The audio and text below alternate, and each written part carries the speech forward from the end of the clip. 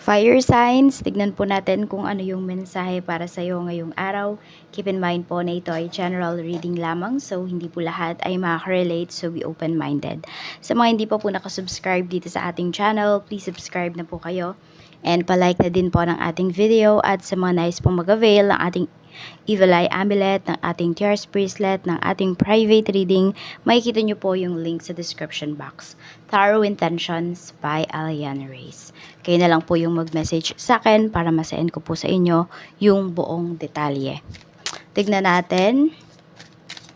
Mensahe po para sa iyo ngayong araw na ito. Mayroon tayo ditong unworthy. So, pwedeng nafe-feel nyo ba na wala kayong halaga towards sa isang tao, sa isang, ayan, sa taong minamahal ba yan, sa kaibigan, sa family. So, yan ba yung nafe-feel po ninyo? Yung tipong parang kahit binigyan nyo na lahat, feeling ninyo hindi pa rin kayo sapat. Tignan natin ano pa yung mensahe for you.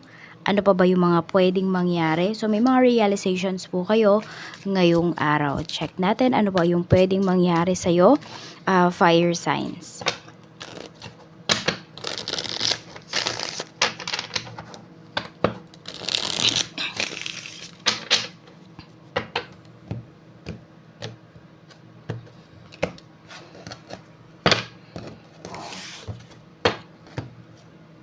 We have Ace of Pentacles.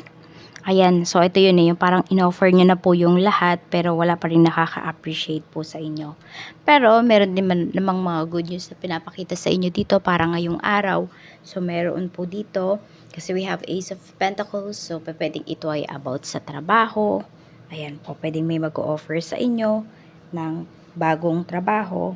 Meron din ditong pinapakita, pwedeng regarding po ito sa marriage, sa proposal. So, yung proposal na yung pwedeng business proposal yun, hindi lang yun marriage proposal. Tignan pa po natin, we have 5 of Pentacles. Oh, okay. We have 6 of Swords. So, ayun nga. Pwedeng, kapag may nabibigay kayo, may worth kayo. Para pag wala na rin. So, pwede po na meron dito, naubos ba yung ipon ninyo? Or may nag-aayos po dito ng pag-travel. Ayan, so pwedeng wala pong tumutulong sa inyo. Shoulder nyo lang po talaga lahat. So, kaya meron dito, nahihirapan. Kung may bala kayong mag-travel, ito ay travel for work. So, pwede po na fire signs ay parang hindi ninyo mabigay talaga yung, sabi natin, yung pangangailangan ninyo kung may mag-aayos dito ng requirements. So, medyo nade-delay po yung mga pag-aayos ninyo kasi pwedeng kulang po sa pera. Yan. Meron din dito, pwedeng nahihirapan kayong makabuo ng certain amount ngayong araw na ito. Yan, pwedeng kakailanganin nyo kasi yung pera, tapos pwedeng wala kayong malapitan. Pero, nung mayroon ka, fire signs, pwedeng lahat. Diba, nakakalapit sa'yo, wala kang tinatanggihan.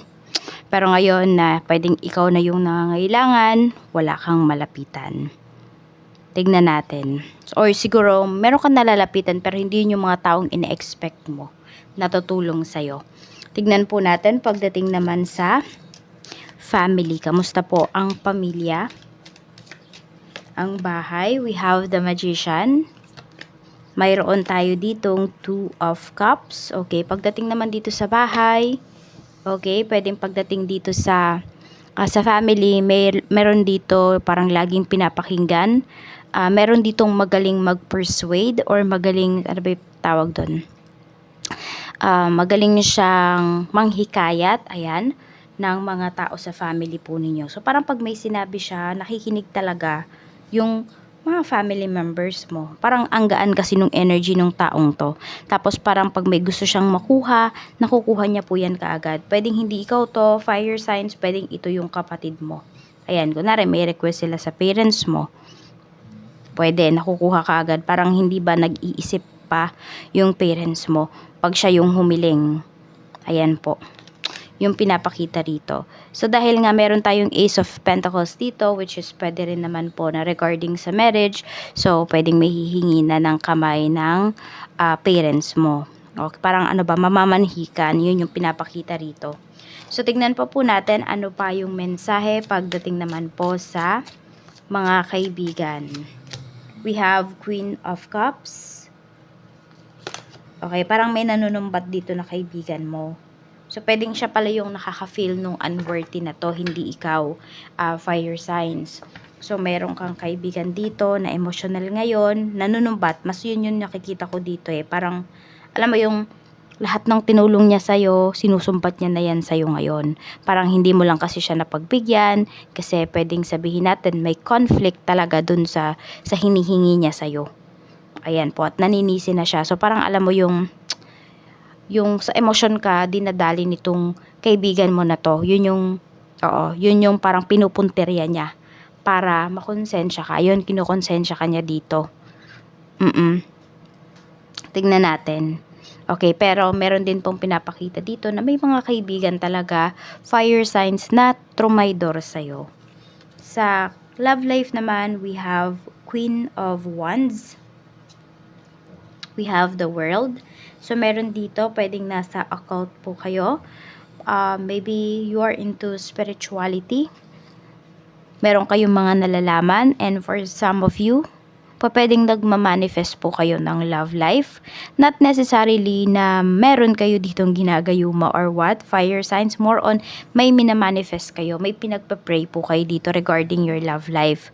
So, meron dito, pwedeng gusto mo na talaga na yung karelasyon mo ngayon. Some of you are LDR. Pwede rin naman na nasa ibang bansa kayo parehas. So, gusto mo na kayo talaga yung magkatuluyan dito. So, yung iba po sa inyo, yes, yung iba dito, pwedeng nagpaparitual kayo. Meron naman dito, pwede po na nagmamanifest talaga kayo, fire signs. Tingnan natin kung ano pa yung mensahe para sa'yo pagdating naman sa kaperahan. So, we have 9 of Pentacles. Ayan, so, pwede ngayong araw na to, may magsasanla ng alahas. Pero tignan natin. We have 5 of Wands. Ayan, may pinag-aawayan dito regarding sa hatian. Merong pinag-aawayan dito regarding, or pwede rin naman na pag-uusap to regarding sa pera. Ayan po. So, kung ano ba yung partihan, yun yung nakikita ko kasi regarding sa partihan ng pera. So, pwedeng doon po, pwedeng pera, pwedeng lupa, basta yung mga bagay na pwedeng magiging cash siya pag kunwari binenta mo or kaya mo siya talagang ibenta. Mga bagay na may value, yun yung pinapakita rito pagdating sa iyong kaperahan. Ayan po. So, may mga nag-aaway dito. Ayan, meron bang mga naiwan na mga alahas na valuable talaga, yung mga real gold, mga ganyan, diamonds, yung iyong mother, yung iyong father, ganyan. Tapos, pwede po na pinaghahatian yun. Yun yung pinag-uusapan ngayon. Tingnan natin. Pwede rin naman na hatian po ito pagdating sa mga gastusin, mga expenses po sa bahay. So, pwedeng kung nakatira kayo lahat sa bahay, kahit may mga asawa na kayo sa iisang bahay. So, pwede po na hati-hati kayo dito. At yun yung pinag-uusapan ngayon. Sa trabaho naman po, we have 8 of Swords. Ayan, so buo na yung desisyon ng iba sa inyo na pwedeng may magre-resign dito. Yung iba po sa inyo, sigurado na talaga kayo na kayo ay mangingibang bansa. Yung tipong bang wala ng atrasan. Meron tayong 10 of Wands. Effort talaga pagdating dito sa trabaho. So, pwede po na, hindi naman sa nagbubulag-bulagan, pero talagang, yan, ipupush nyo na po talaga or bibigay nyo na po talaga lahat ng efforts ninyo pagdating sa trabaho ngayong araw na ito. Wala na kayong sasayangin pa na oras. Tingnan naman natin pagdating sa iyong negosyo. Sa negosyo, we have 4 of Pentacles. So, ayan po, may mga tinatabi talaga kayo dito. Pwedeng marami kayong sales ngayong araw. Tapos, ayan po, nagsisave talaga kayo. Meron kayong part na sinesave. Yung tipo bang kinakalimutan nyo yung pera na yon para hindi ninyo magastos. We have 7 of Wands.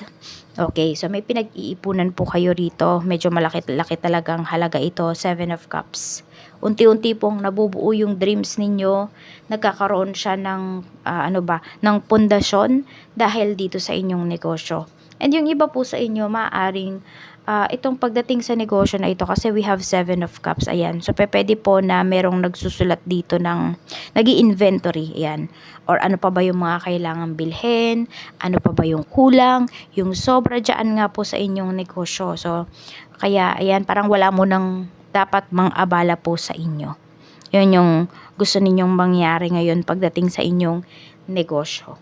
I mean, mang-abala na nasabihin natin na hindi naman bibili ng produkto mo, makikipagtsikahan lang. So, pwedeng dun ka umiwas. Ayun o, kaya pwedeng meron ditong nagtatampo na isang kaibigan. Kasi hindi mo siya napagbigyan. Yun.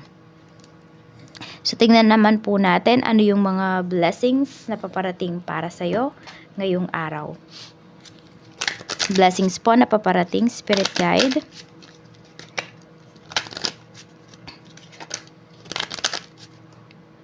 So, mayroon tayo ditong a blessing to heal a relationship. So, itong relationship na to, pwedeng more on friendship, family, pwede rin naman sa love life mo. So, kung saan po kayo mayroong issues ngayon, pwedeng doon talaga siya mas maayos. So, a blessing of the air, may pag-uusap po dito. Okay, meron tao dito na gusto kang makausap. Ayan, gusto niyang malaman mismo sa'yo yung totoo. So, pwedeng may confrontation dito ngayong araw or meron kang marireceive na message coming from someone na ito yung totoo, ito yung tanggapin mo. So, tignan natin ano pa yung mensahe, okay? Kanino kaya galing yung mensaheng ito? Message pa po natin, Spirit Guide for fire signs. Okay, we have, I can stop thinking about you. I'm seeing the synchronicities. It's driving me insane. So, pwedeng nakakakita yung taong to ng mga repeating numbers. Lagi niyang nakikita yung name mo kahit saan, sa comment section, dito sa YT, sa Facebook, sa lahat ng social media accounts niya. Pwedeng napapanood niya, nakikita niya sa TV, napapanood niya sa movie, naririnig niya yung pangalan mo.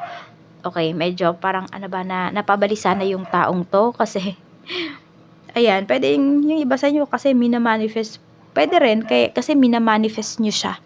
Pwede. Or baliktad kayo yung nakakakita ng mga numbers. Nung mga repeating numbers, kayo yung nakakarinig, nakakakita, nakakabasa nung names niya. Nung name niya. Ayan. So, 25, 2, and 28, yan po yung inyong lucky numbers. Maraming salamat po sa walang sawang pagsuporta ninyo dito sa aking channel. Mag-iingat po kayo always and more blessings to come.